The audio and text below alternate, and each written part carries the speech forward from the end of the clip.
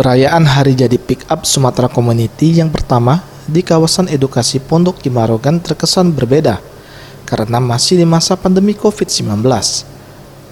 Cukup sederhana namun terkesan mewah karena dapat bersilaturahmi bersama seluruh anggotanya dari berbagai pulau di Indonesia.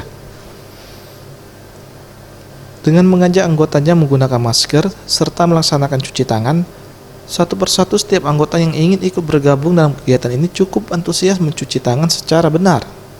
Andi Joker, Ketua Umum Pick Up Sumatera Community mengatakan, kegiatan ini dilaksanakan sesuai dengan protokol kesehatan yang berlaku.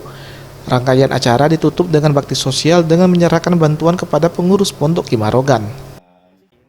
Perayaan anniversary ke 1 tahun Pick Up Sumatera Community.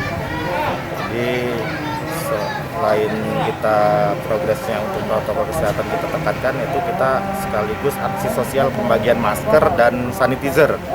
Kemudian kita juga aksi sosialnya yang kedua, penggalangan dana donasi yang akan kita serahkan untuk Pondok Pesantren Kiai Marogan.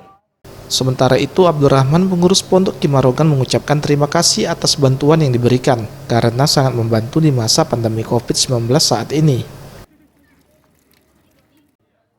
Kami sebagai panitia, sebagai Ustadz, mengucapkan terima kasih yang sudah mengadakan acara di sini.